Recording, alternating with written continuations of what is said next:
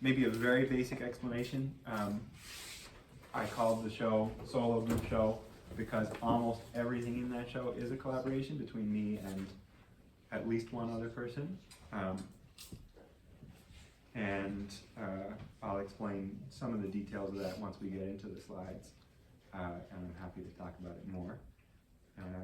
And with that, I'm going to see if I can start the slides, and if you would cut the spotlights, please, so it's a little darker.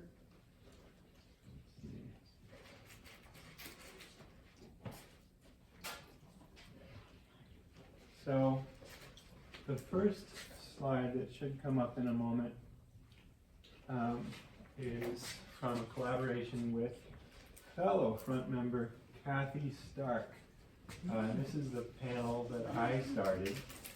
It's 9 by 12. You see it in the gallery across the street. I only did a couple of photos of the work I did with Kathy somehow, so there's fewer of these than all of the others, but that was the beginning and this is the end. This is, I started it and she finished it, and the patterns a lot of those came from her. This is the panel that Kathy started, and that's her first contribution. And then I struggled and tried to figure out how to add to it without screwing it up. Glenn, could you speak up? Yes, thank you. Should I ask them to turn the lights down? Yes, please. And I did get a microphone, but I thought that I was going to be able to project. I will just start projecting. This is, whoops, we already skipped past it. See, this is the way these slideshows go. This is, thank you for the lights, that's great.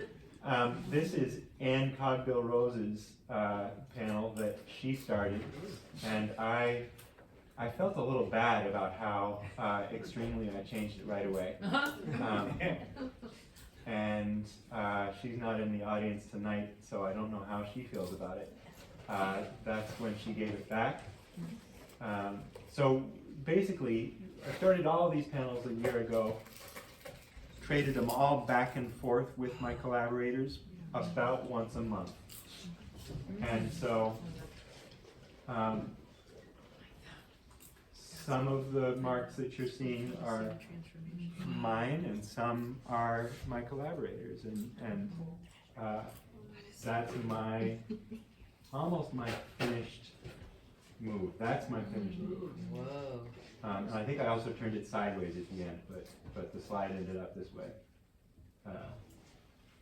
Orientation actually changed a few times.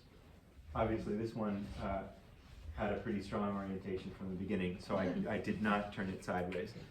This is the one that I started and handed to Anne Cogbill Rose.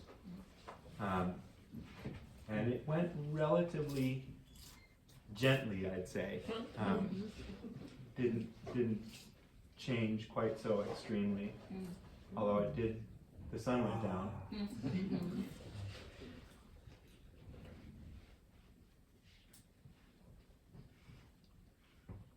And it's hard to tell in these slides, but there's a fair amount of reflective material in there. I think Anne had some silver paint on the moon and some other part.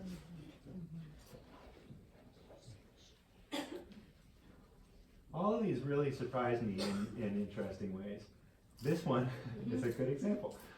This is Elizabeth Mazzilli. The panel that she started, and it went kind of all over the place. That's my first edition. I have not previously really gotten into collage at all, so I don't know what I was doing. And then a little hard to see, but up here is a bird's foot that's clawing around the googly eye.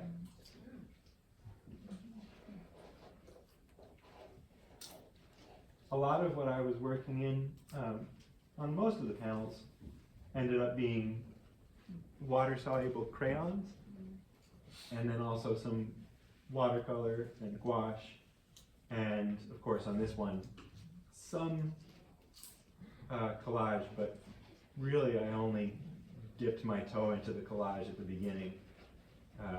Elizabeth, I think, contributed more of the fun things on top.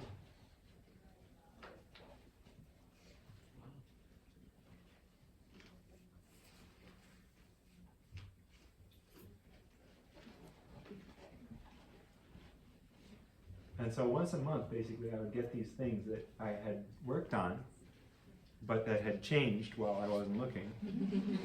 And I would try to figure out what to do next. So this is my last move on this one. Whichever panel I started, my collaborator finished. And whichever panel my collaborator started, I finished. Other than that, they are not really mostly paired.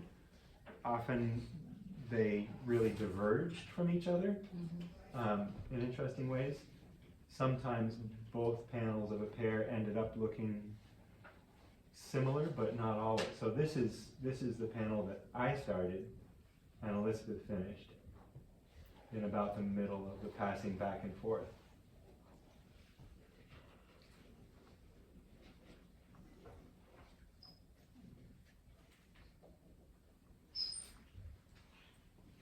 Is that a real leaf? 2 real leaves, I'm pretty sure.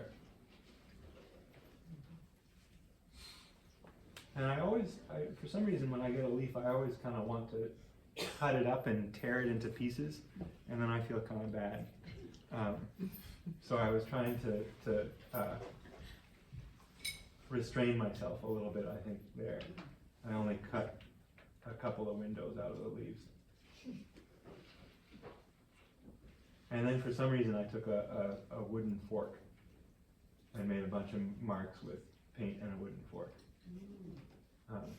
I think a lot of the time I really wasn't sure why I made the choices that I made. And I think the collaboration, for some reason, spurred that kind of behavior. I always try to be not too deliberate, but this really pushed me out of straightforward decision-making mode. So this is with James Secor. This is the panel that I started and he finished. And James is, I think, the only front member with whom I had done collaborative work before this whole project. We had a couple of paintings in a show at the Wood Gallery 2 summers ago, maybe.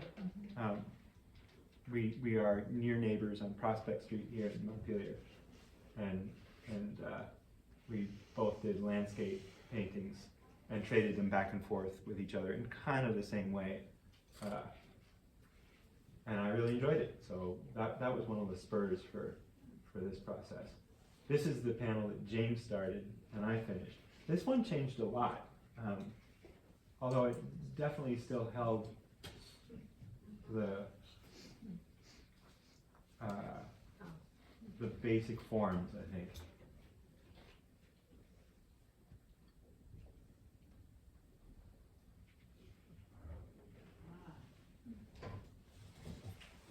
And at this point, I can't say for sure with any of them really who did which element. I mean, with some of them I can.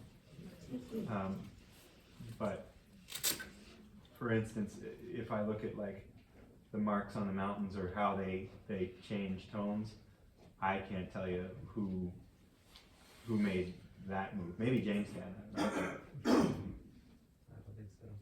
You can't, James? No. Who added the eyes in the sky? So the eyes were there as green marks. James put the green marks there, and I turned them into eyes, I think. Is that a theme? The googly eyes? Maybe it is. Is that a theme? Yes, I have not detected it until just now. This one is with Jonathan Rose. This is the panel that I started and he finished. He's not here tonight because they're in Mexico. And this was really strange to me. The whole time I was working on it vertical orientation instead of horizontal, And before he left for Mexico, he said, well, clearly it's horizontal. And clearly it's about the asteroid strike that killed the dinosaurs. And I said, oh, yes, clearly. I knew it all along.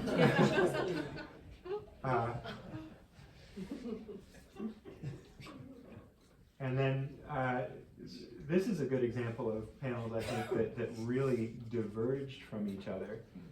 This is the other one that I did with Jonathan Rose. He started it, and I finished it. And to my eye, at least, it doesn't look anything like, or at least very little like the previous one, our other collaborative panel. And it also doesn't look like the rest of my work to me, and it also doesn't look to me like the rest of Jonathan's work. Like neither of these panels look like each other, or like my work, or like Jonathan's work. They just came through the combo, which is, I think that was a real interesting outcome. Also, I'm not totally sure which side is up. I think I might have flipped it a couple of times. Were there any that, now looking at the progression, that you're like, oh, I actually like Oh the yeah, second oh one better yeah, than the last absolutely. one? Yes, yeah, and I'm not going to tell you which. Yeah. But yes, the question was, do I like some of the middle states better than the final state? And yeah, I probably do. That was a bit of a mixed feelings as I was making the slideshow, and I was like, oh, I haven't looked at this photo for a while. Oh, too bad I screwed that one up. This is with Sam Thurston. This is the panel that I started and he finished. Sam and I think, have similar approaches in some ways, but I felt like we were really, I haven't talked to him about it so much, but I felt like we were struggling a little bit. And I really like what came out, but it didn't feel smooth. And one of the semi-unofficial rules was that we weren't going to try to talk to each other about the process too much. The passing the panels back and forth was itself going to be the communication. And I think that with Sam, this is the panel that Sam started and I finished. With Sam, I think that was a little bit harder than with some of my other collaborators. At some point, he sent me a letter along with the panel handout. Like, I was doing this, and then I did something else, and then you did this, and like, what's the deal? And I didn't answer it. And so I may have to mend some bridges with Sam. He's not here tonight either. Sam, I love you. We'll figure it out. But yeah, it was definitely working hard on these, and I'm not sure. It might take a couple of years to decide how I feel about them. I mean, I love parts of them. I love all of them. I have a Parts. question. Yes. The piece that you started with Sam, Yeah. with those figures, were those continuous line drawings, or? Not deliberately. So yeah, no, probably not. Yeah, that is fun, but not something I think I tend to think about too much. So this one is with Ned Richardson. Who And started it? no, I started this one. Sorry, that was a question. Who started it? I started it. And I had it vertical again, and then it came back and it was horizontal, with a little note on the back, like this side up. So I was like, all right, fine.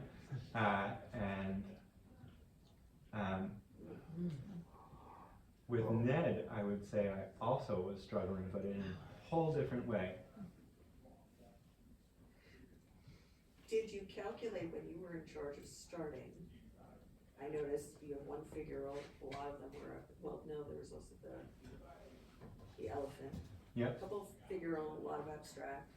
Did you think about who you were collaborating with in terms of whether you would start with something in the more figural realm or the more abstract realm? I did think about who I was collaborating with when I started each panel. I don't think that I considered consciously whether to make it a recognizable figure or landscape or not based on that. It was more like, how have I interacted recently with Ned? And then like the pencil touches the paper and something happens and I'm like, okay, this feels like Ned, I'll hand it off. So you're thinking about the way their art when you start. Yeah, I guess I'm thinking about their art and them as people, but I don't want to make it sound like I had any kind of plan. So that previous little round was with Ned Richardson. He started and I finished. There's a lot of layers to that previous one. This one is with Melora Kennedy. I started this one, I think. Yeah. Right? Yeah. Yeah. And both of the panels with Melora, this one and the one that's going to come up next, where I was saying before about Jonathan's, how the panels diverged and they also didn't look like my work or his work. With Melora, I felt as though the panels converged and they felt like a real blend in some ways of our approaches and styles. I'm not sure about that, but that's how I feel about it at the moment. Certainly the color palette in both panels I did with Melora ended up pretty similar. So this is the one that Melora started.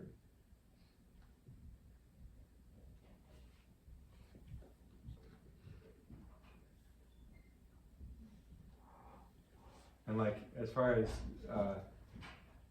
stages that I regret covering over, kind of like this stage. Like I love the way it ended up, and also that second move I thought was fun.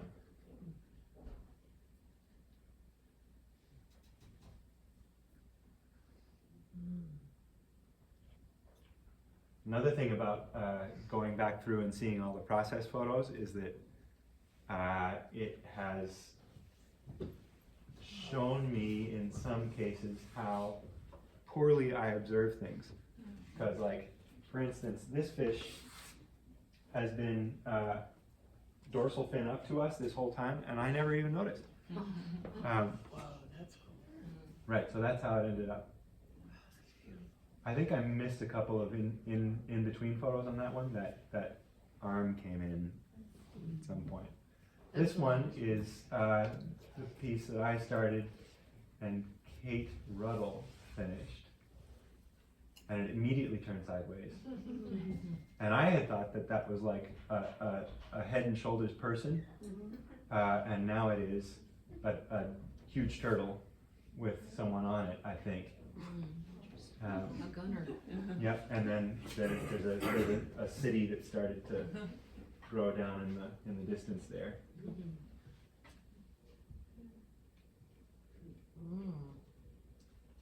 I always thought it was a whale, and then at the opening I was like, oh my god, it's a turtle. See, yeah, okay, good. Thank you, Kate.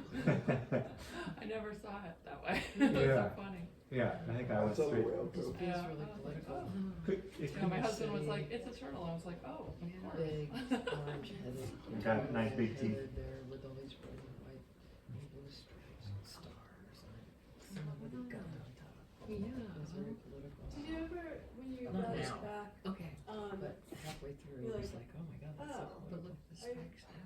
I know. I It's don't really like interesting. that direction, but then almost felt obligated to, you know, to, if it was obvious that they were taking it in a very different direction, did you feel any obligation to try to follow in that?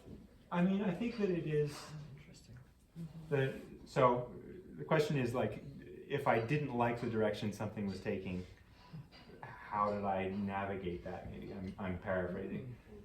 So first of all, a lot of my collaborators are in the audience, so I gotta be careful what I say. But honestly, like I think that the process from the start felt to me like it was gonna be frustrating to some extent, and fun. I think I was imagining it, so this is, by the way, the piece that Kate Rubble started and I finished. These slides do not do this thing justice, I'm sorry. It's very difficult for me to understand how to clearly show this thing. Please do look at it in the gallery if you can. But sorry, to answer the question, I think I was imagining it as if I was gonna be dancing with a whole bunch of folks. And I'm not a dancer, I'm not a very good dancer when I try, but it's like sometimes you're leading and sometimes you're following, and you don't always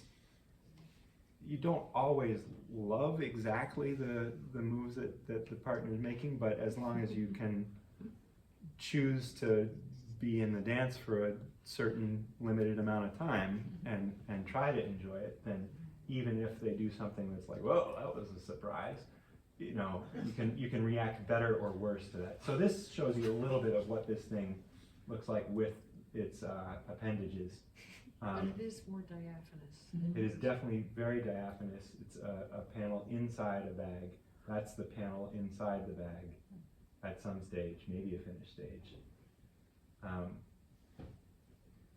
And then this one makes me wonder too whether current events played a role, because you know there was definitely kind of a flag. Oh, sure, yes. So for me, I am almost never thinking specifically about current events when I'm working on art. I feel like it's a relief to be working on art and not reading the news. But I do read the news and I think about it, so it's all in the background. This one is collaboration with Delia Robinson, in case anyone who doesn't know Delia's work couldn't guess. And she started it, and I ended up finishing it. I thought this was interesting, partly because of her kind of opening move, which a couple of other folks did something similar, where she just did the top bit and like left the rest blank for me, and I was like, oh, that's really nice. That's the finished version. Who finished both agree on when it's finished? The finish is just based on timeline. I finished that one, and basically I was like, at the beginning I said, I think that this is going to be my solo show, basically, which is a year out. So we have a year. Would you like to collaborate with me for a year? We'll pass it back and forth once a month. Okay. And But how did you know when to stop the process? when the show went up.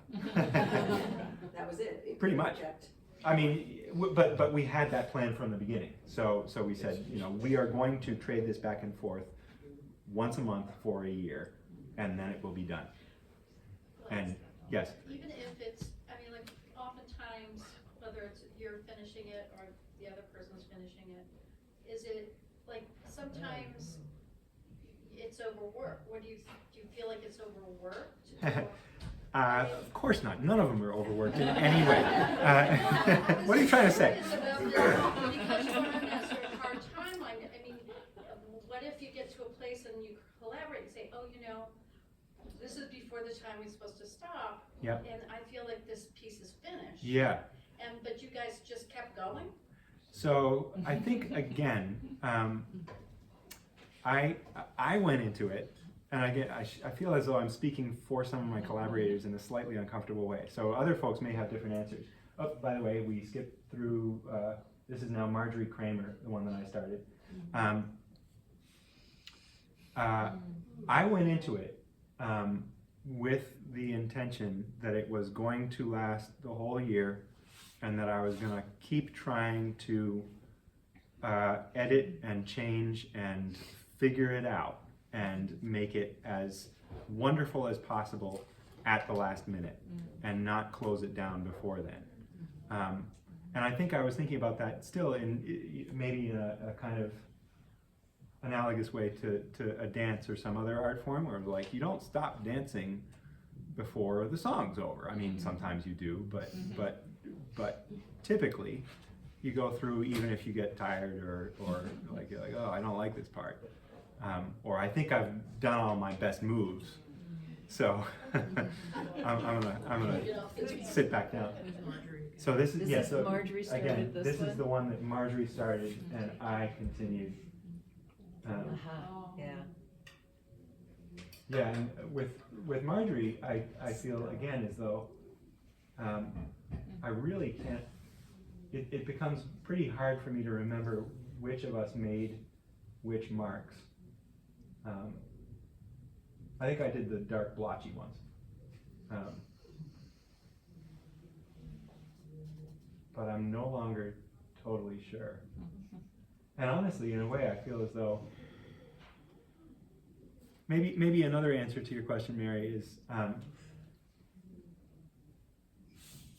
a lot of them, I think, might have had really good, like, third stages that then got covered over. And some of them might potentially, might have potential to get even better if we kept working on them. And I haven't talked about anything. So this is with Cheryl Betts. This is the one that Cheryl started. Yeah.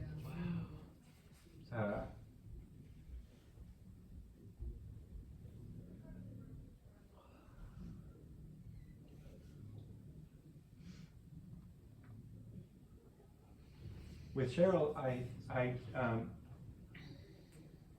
think that she's not here tonight. I found myself putting in things that I thought were figures, like there's a head there and shoulders kind of hidden behind the screen, and then I would get it back and I would feel like the figure was gone. And I couldn't decide whether I hadn't made it clear enough or whether Cheryl had been like, you know, I don't think we need a figure there. But it was a pretty thrilling one. I liked the blue up top, that was fun. I think the figure is still really clear. It's just she's done some things to it. She definitely did a couple things.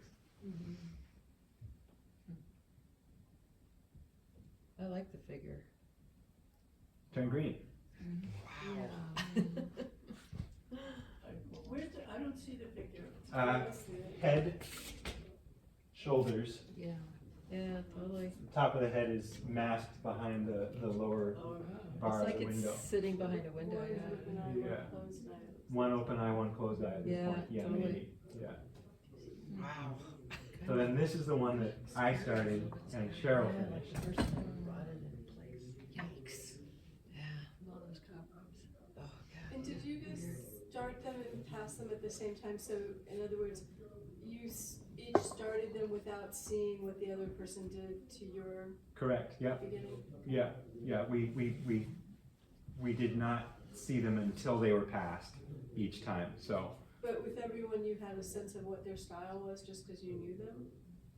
Yeah, I think so, yeah, I mean, so this is, all these collaborations are with 12 out of the 24 members of the front at the moment. Not that the other ones didn't, I mean, each other member had a different reason, but they were all invited. Lots of folks had plenty of things to do without my silly project. And we might do more stuff again. But yes, I feel as though I know at least a little bit about each of my collaborators' styles beforehand. Did you put in the sign I there? did put in the sign and I felt a little guilty about it. Oh, no, I think it's interesting. Yeah, certainly interesting. Okay, so that was all the collaborations with the front members. Now this is my friend Evan Primo from back in the pandemic shutdown when Scrag Mountain Music, which Evan was part of, was doing live stream stuff. So we did a bunch of rehearsals where he played his instrument and I did oil stick landscapes on primed paper. We tried to do it as if we were a jazz improv duo-ish sort of thing. Like I would paint in reaction to his music and he would change his music in reaction to my, like he could see me as I was painting, he would try to follow. So we did a bunch of those and then we recorded it. Okay, and then, so that was Evan Primo's collaboration. This is the beginning of the Clown Plinth home tree piece that's in the center of the back of the gallery. It's an old chair that used to live in the front. Marge Kramer brought it in off the street, I think. And it was broken from the get-go, and it kept being more and more broken until I finally absconded with it to my studio, tied it up with old clothes and underwear. And the point for me was to make something that actually could hold something up, but kind of looked like it couldn't, and also looked silly. And so also at the last minute I put that rock in the bottom little pouch there, and with a little sign that said, you know, take whatever's here and leave something else, because that spot needed a little bit of weight to hold that foot down. And so someone left the paint can for me and took the rock. That was good. But then, if someone is here who did this, I want them to fess up. Not the paint can, that's fine. But like, since then, more things have just been like popping up, and no one has been taking anything. So I don't know where that came from. And then and I didn't even take, so there's a book about Dali that showed up under the plant. And there's a tree cookie chunk that's by the right foot, and a wrench or something. And there's like a couple other things over there now that have appeared just like today. So I went back and underlined, you gotta take something. You can't just leave all this stuff.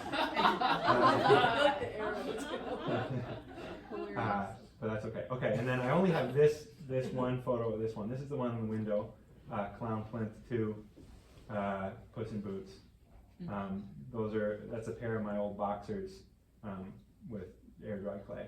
Then this one is an old t-shirt with a mason jar and a couple of knives and a chunk of 2x4.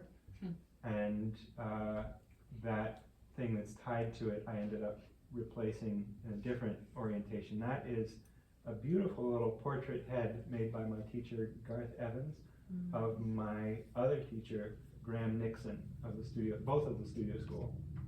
Back when I was studying there, I had Garth make me that little head. And Graham died just this past spring, or this past winter. We are now in spring. And I asked Garth if I could add his head to the thing. Here we are. This is me taking a photo of me doing my self-portrait. That's the first stage of that self-portrait in the window. I worked on it like that, with looking in the mirror over my shoulder to paint, to reverse the mirror. Excuse me, reverse the mirror reversal. And I think I also did most of it. I tried to do most of it lefty. But I don't know if I succeeded. Well, I mean, I didn't. I switched back and forth by choice. Wow. Love that, Glenn. Thank you. It's so good, Glenn. A lot of scratching in the end. And then I think the last thing, probably. The last thing is the free drop panel. And that is the big thing that you should all contribute to if you have not already. You can either make marks on it with the markers, or you could also, or both, you could donate to the Central Vermont Refugee Action Network. Right now they have a March Arts Marathon. Folks are posting once a day drawings or whatever they have. And this is my contribution. I'm going to keep working on it every day through March, post about it every day, and hopefully get a little money. And that's it for the slides. I'm glad folks have been asking questions through. And now is our chance to have any more questions we might want. Could you turn the lights on again, please? I'm not sure they can hear me. I think they're in the. Yeah, they can't hear. They can't hear me? Thank you, I appreciate it, Mike. So, that was the slideshow.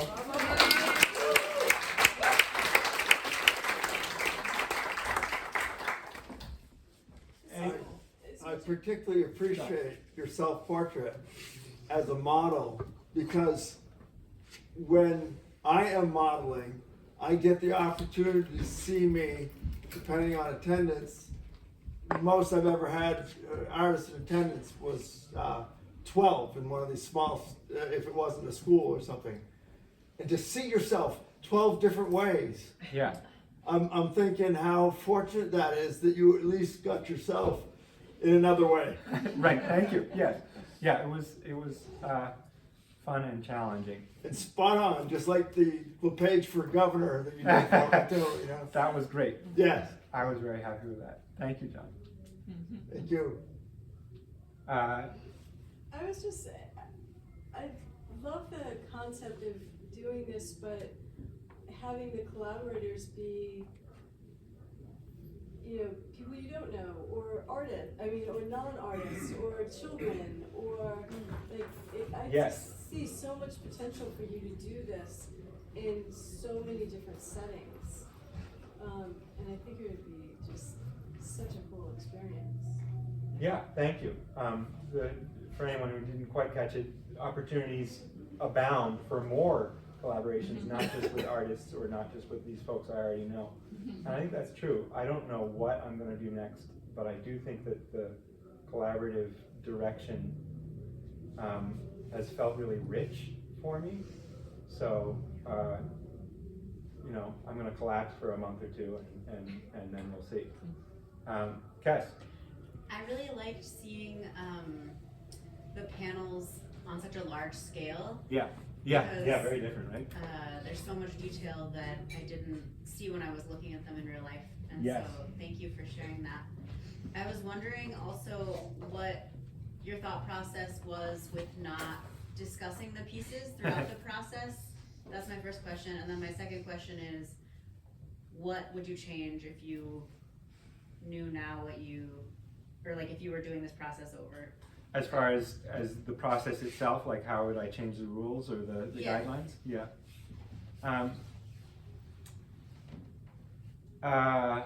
So about the no talking about it guideline, I think that was based on, it's not that I don't like talking, but I think that I enjoy trying to make decisions together sometimes without verbal communication, and I think that my brain behaves very differently when I'm focusing and working on visual material as opposed to language. And so for some reason it felt to me that if we talked about the panels while we were working on them, the talking would take over some of my visual thinking, my sensory thinking, in a way that I wanted to avoid. And I mean, again, I think, I feel as though I'm reaching for this dancing metaphor the whole time, even though I never dance at all, and maybe I'm wrong about all this stuff, but I think in the same way that it would feel, I think it would feel weird to be like talking about the dancing that you're about to do in the middle of the dance, like, I'm gonna move my right foot now, and then, are you ready? I'm gonna do the next thing. Like, I'll instead second of, that one as an answer. okay, so John, you agree with that? Oh, absolutely. Okay, that would be weird. I can dance the whole evening and not have a single word. Right, so I think that's sort of how I thought about it, was I don't want to bring words into this because they feel not unuseful, but a little foreign to the process. Unnecessary. And then as far as how I would change the process the next time, I'm sure there's tons of ways to do it more gracefully or thoughtfully or just in new different ways. I don't think I'm ready to to come up with any good answer to that. I really enjoyed the way this happened. I didn't think about it very much before I jumped in. And I think that I also enjoy that, like just doing it and not thinking about the process too much. I'd rather do that and see what happens than wait until I have the perfect process. That's sort of the way you work anyway, right? I think so, yes. I mean, I don't think that anyone can accuse me of having the perfect process before I start. And throwing yourself into Yeah. an unknown space and Yes. see what happens. Yes, throw myself into an unknown space and see what happens. Yeah. Tim, So, I love this, thank you so much for sharing thank all you. these steps along the way. I have one question, so I appreciate the kind of improvisational nature of it, but then you created this system once a month, you're exchanging a dozen Yeah. things you're working on. Yep. So I'm curious if then, do you either create or fall into a routine, like I'm gonna devote this amount of time per dozen? Uh-huh. Or do you end up really spending a lot of time on these 2 or 3, and then whatever you do and this other one is, that's what I'm doing. And it just sits around until you send it back. Yep. I think that, so for one thing, I think I have presented this as if it was more regular and perfect than it actually was as far as the process. I'm not presuming happened. regular is Okay, perfect, by yes, the way. So. sure, absolutely. But like, the idea at the beginning was once a month trade everything.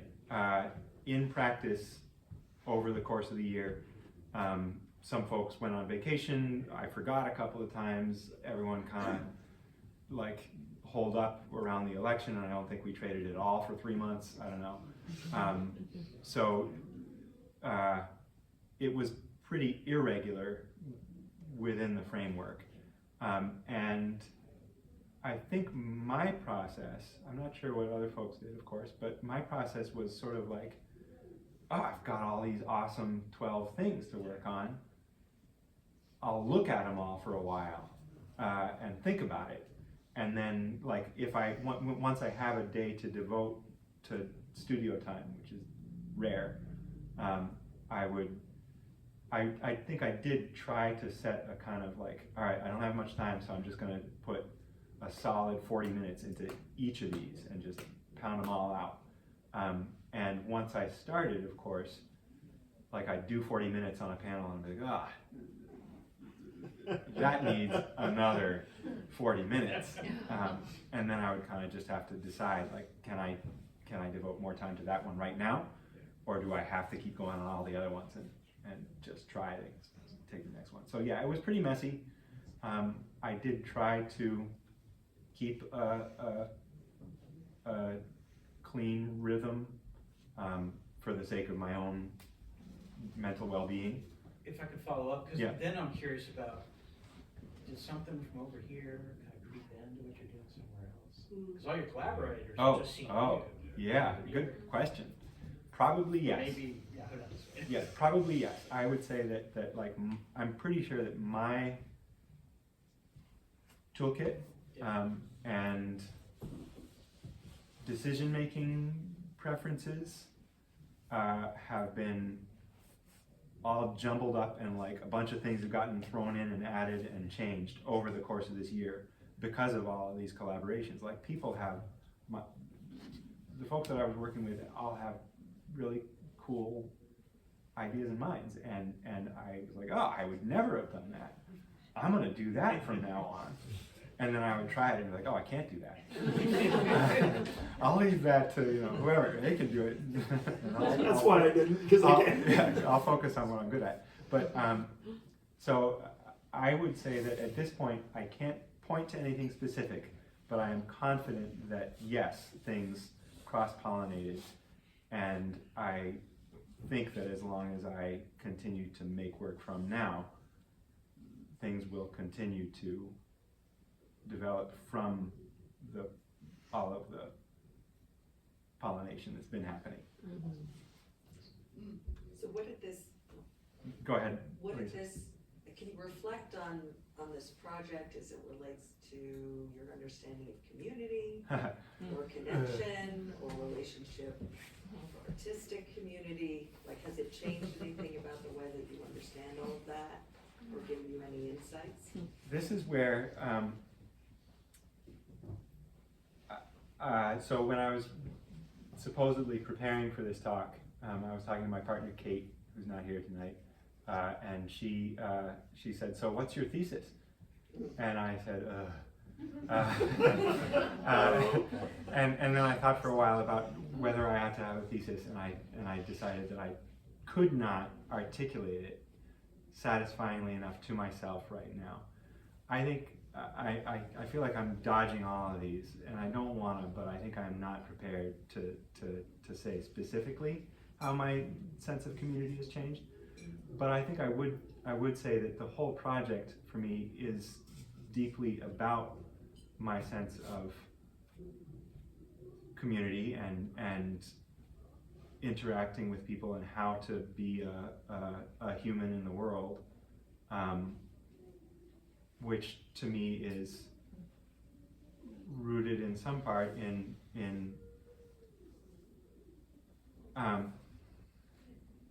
I don't want to say communication, because that feels like it's a little too like dry and specific in a way, but a kind of recognition that there are other people and a willingness to try to recognize individual other people and check my perceptions and my senses against theirs, and check my sense of self and being against theirs and against the world. I mean, I could get like really vague and hazy, but I feel like it is all about that kind of thing for me. Trying to integrate myself with the people around me, and with my experience of life. That's not only what I'm trying to do in these specifically collaborative works, but also with all my artwork. Like, that is the project in some ways. It's like integrate myself into the world and into into my sense of the community, and have fun, and surprise myself, get surprised. Also, when I was thinking about what my thesis should be, I was really pleased with my friend Alice Dodge wrote a review in 7 Days about it, and I was like, wow, she said a bunch of stuff that is way better than anything that I could come up with. So please read Alice Dodge's review, and maybe that will, I think that there might be some stuff in there that partly answers that community question. Helen? I was very privileged to stumble upon your work with James, who I know is here somewhere. Over there. Hi. Again, I've known you both a really long time, and I just stumbled into the work that you two were doing, what is it, almost 3 years ago now? Yeah. Together. Like that. And I think, what you just said about the question, you were answering the question of thesis, and you said, I don't want to go there, but I think you answered it in a really beautiful way, because you both took this daring step, because your styles are so different, and your approaches are so different, and your reasons are so different, and you took this daring step and said, what the heck? And it was a really amazing thing to watch this collaboration between the two of you, and then to go to the show and to see you doing this now, Glenn, with other people, and knowing the vulnerability of an artist. Even if you're exposing yourself to another artist, you're still like cracking yourself open in a way that I think is amazing, and I really want to applaud you for continuing this work that you started with James. I think it's really important work. This connection that you just spoke about, connecting yourself to community and people, and allowing artists to be vulnerable in a community and with each other, and putting that collaboration is the message that we kind of need right now. Yeah. And this show is really beautiful. Thank you. Thank you. Thank you. I was wondering about the communication aspect. Yes. And then anonymity, right? In terms of, would it be better to not know anything about your collaborating artist? Yeah. Versus, because, you know, I was struck by this side up comment that on one of the panels, when someone said, hey, Right. this is what I want you to do, there's communication. But when you're thinking about, well, gee, I know this person, I know their work, and I'm thinking about how to respond, that's communication in a conversation that's going on, not verbal, but Yep. still in that medium. And, you know, not to put value in either one, but it would be very interesting if you had no idea who the person was, right? Yeah. And I'm just wondering what your thoughts are about that, and the Yeah. communication. That sounds great. And I think, yeah, so I think I would be happy to have something like this with an element of anonymity or not knowing the people ahead of time. I think that you're right that the anti-communication or anti-verbal communication was definitely hedged in a few ways, and I think I guess I would say, like, there's all sorts of different ways to use our senses and common experiences and so on to be together and act together and move together. It wasn't that I wanted like absolutely no verbal communication. It was like I wanted to try to not focus on that because there's so much of it. And then as far as like back to the question of anonymous collaborations, I think that one of the strong reasons why I chose to do it this way with people that I knew relatively well and whose art I knew relatively well was I've been doing collaborative-ish things here and there for many years, but I haven't before had this kind of focus on it, and I happen to be a member of a pretty awesome group of artists right here, the front, and it felt like an opportunity that was too good to pass up, basically. It was like, okay, here I am in the middle of 24 people whose work I really like, who make very different sorts of things. I want to do something with that specifically. But as far as like potential for anonymous collaboration, one of my other activities is I'm a picture framer at the drawing board. And in that role, I feel as though I'm doing something a little bit similar very frequently. Folks come in, many of them I know, but every week or so, someone comes in who is a complete stranger to me with a piece of artwork or a document or something that I've never seen before, and we work together to come up with some kind of structural and color and material design to frame it in. And that's tons of fun for me. I like, most of the time, I like that kind of interaction over sensory stuff with strangers and friends. I think that we should probably wrap up. Yes, oops, it is 7 o'clock, so folks are, thank you.